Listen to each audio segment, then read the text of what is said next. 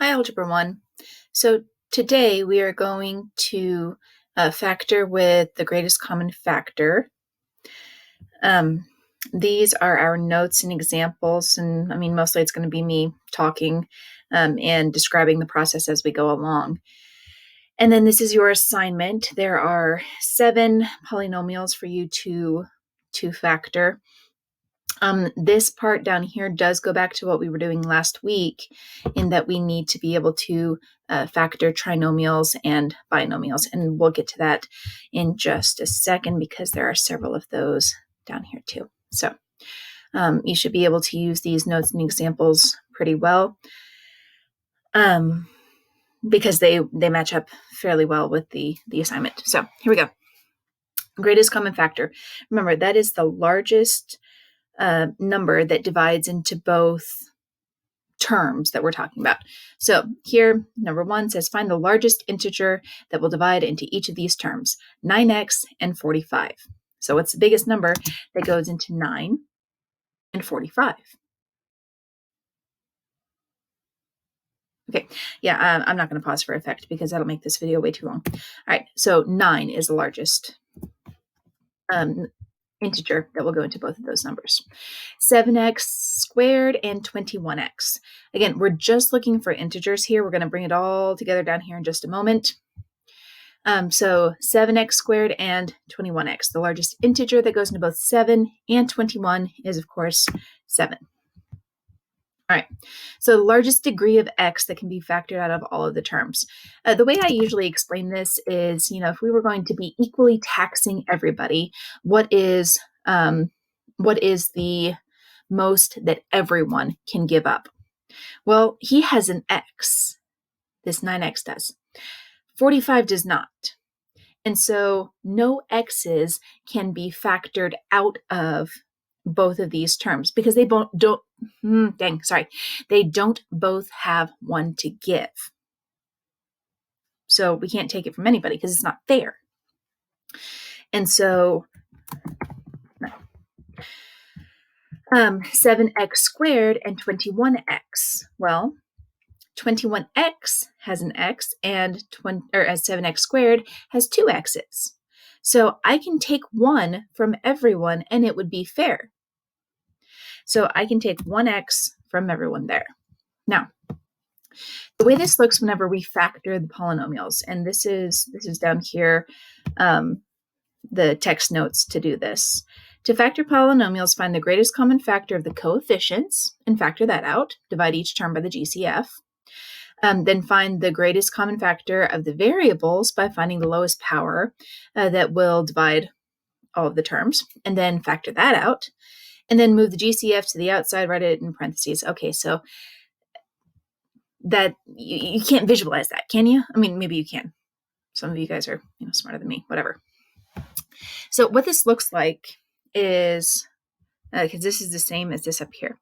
So a 9 will come out of this, but an x won't. And so we pull that outside of a set of parentheses, and then we divide. 9x divided by 9 is just 1x, but we don't ever write 1x because that's silly, right? So x. 45 divided by 9, we keep the plus, is 5. There we go. And that's it. 9 times x plus 5 is the same as 9x plus 45. Okay. So looking down here, since these are the same things, 7 comes out of both 7 and 21, and x comes out of both x squared and x. So 7x is my greatest common factor. And then, I divide each one of these. What's 7x squared divided by 7x? Well, 7 divided by 7 is just 1. And then if I took away one of its x's, now it only has 1 left. So just x minus, because we keep that sign. And then 21x divided by 7x. Well, 21 divided by 7 is 3. And they had 1x, and I took that x away, divided it out, and now it is no longer there. So that's that. And I can double check, make sure I did this right. 7x times x is 7x squared. 7x times 3 is 21x, and you keep that minus in between them. So let's look at this one here. 18x to the 6th plus 12, x cubed. What is the largest number that divides into both 18 and 12? 6. Okay. Then well, I guess I need my equation editor now because I'm going to have to use exponents. So 6. And then how many x's can I equally take from both of them? 3. Because you're not seeing, pointing with my finger, sorry. Because this has 3 x's to give. This has more than 3 x's to give. So I can take 3 from both of them. Is it taking everything that they have? Yes. Do I care? Not really. Because as long as I'm taking an equal amount from everybody, it's fair. So that is the greatest common factor. And then I divide it out. So 18 divided by 6 is 3. And if I took 3 of their x's away, then they still have 3 x's plus 12 divided by 6 is 2. And I took all of their x's, so they have none left at the end. Okay. Now here we have more than one variable. Uh-oh. Well, you just do it again. You find out what's the biggest number that you can divide out of both of those coefficients.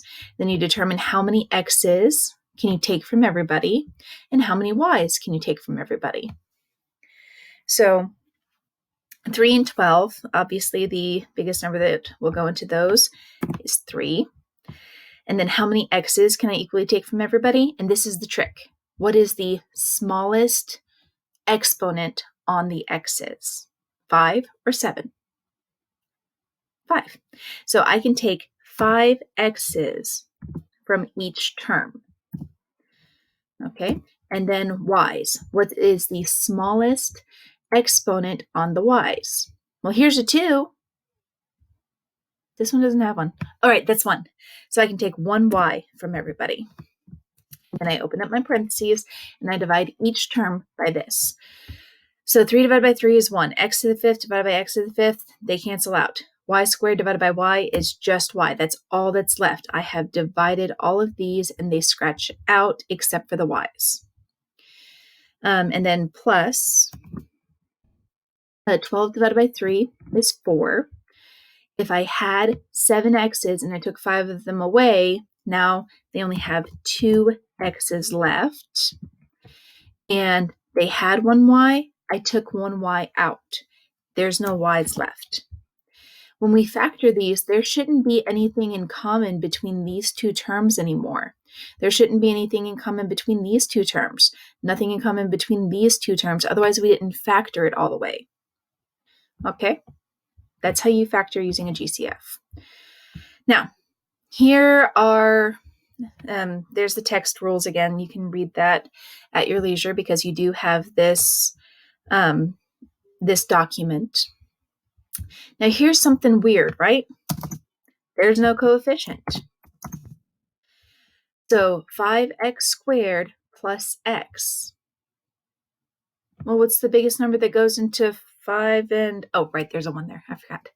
5 and 1, the biggest number that goes into that is just 1. So we don't need to put anything there. And then x squared and x, how many x's can I equally take from everybody? Just the 1. So I'm just going to type that, open my parentheses. If I divide 5x squared by x, that's just going to be 5x. And then x divided by x, anything divided by itself is 1. And so that's the trick, is whenever you undistribute, I guess, whenever you factor each or all of the terms out of the second or first or whatever term, then you are just left with 1. Because x times 5x is just 5x squared. You can't put a 0 here because that would not be equivalent. You have to put that placeholder 1. Okay. Oh my gosh, 3 terms. Okay, same deal. What's the biggest number that goes into 80, 20, and 44? Right, I forgot. I'm not doing that. So I'm thinking that it's 4. 11, yeah, 11 is a prime number, so it'll be 4.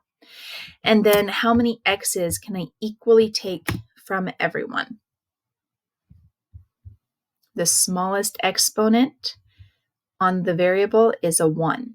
So I can take 1x out of everything. And then whenever I do that, I'm left with 80 divided by 4 is 20. X cubed, take off 1x is x squared, plus 20 divided by 4 is 5. X squared, take off an x is just x, minus 44 divided by 4 is 11. It had an x, you take off the x, nothing left. Now, this leads us into something interesting. We haven't done factoring trinomials with the lead coefficient yet. That's what we're going to start later. But this may or may not be completely factored. Since we haven't done that rule yet, I have created some down here that will use the rules that we have determined already. So I'm actually going to put some lines here so that we can have plenty of space, because I want to show you all of the steps while we are doing this. So this one right here, completely factor the polynomials. We may be able, after we take out a GCF, we may be able to continue factoring it using what we learned last week. So, let me get my notes out, sorry. All right, so this first one here, we're first going to take out the GCF. The biggest number that goes into 3, 12, and 96 is going to be 3, because 3 is a prime number.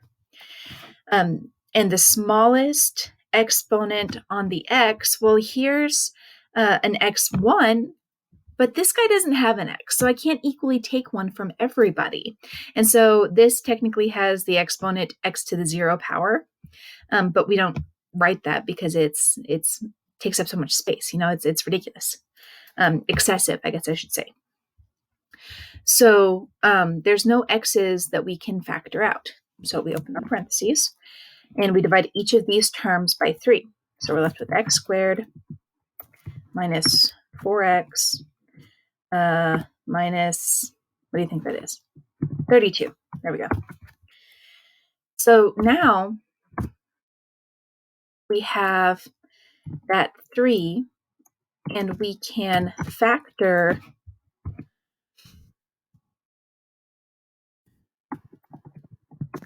this trinomial here, because this is what we were doing last week, is factoring those trinomials. So multiplies to be negative 32, adds to be negative 4. And so that's going to give me x minus 8 and x plus 4, because 4 times 8, negative 8 times 4 is negative 32.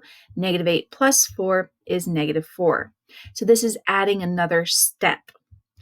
Now you see we just left this 3 on the outside, because if we multiplied all 3 of these together, we would get this. If we multiplied these 2 together, we would just get this part. And then if we multiply these 2 together, we would get this. Okay?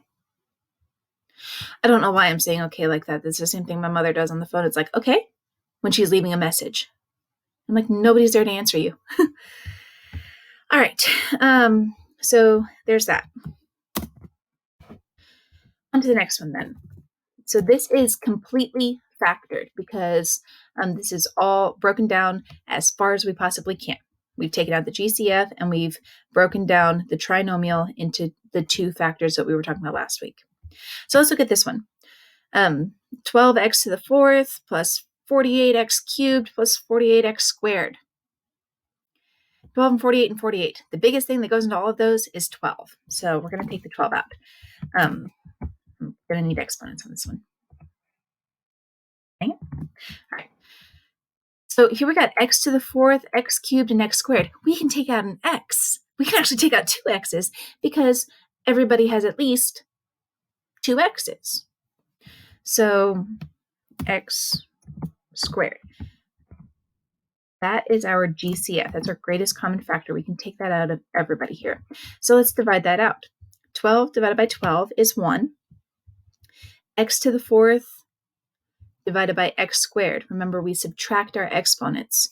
And so that leaves x squared plus 48x to the third. Well, 48 divided by 12 is 4. Up here. There we go. And then x cubed divided by x squared is just x. And then again, 48 divided by 12 is 4. And x squared divided by x squared is just 1. So those cancel out. So now we leave 12x squared. That's our GCF. We don't have to do anything else with that. And then we determine what multiplies to be 4, adds to be 4. So two numbers that multiply and add to be 4. Have you got it yet? I think you do. X plus 2 times x plus 2.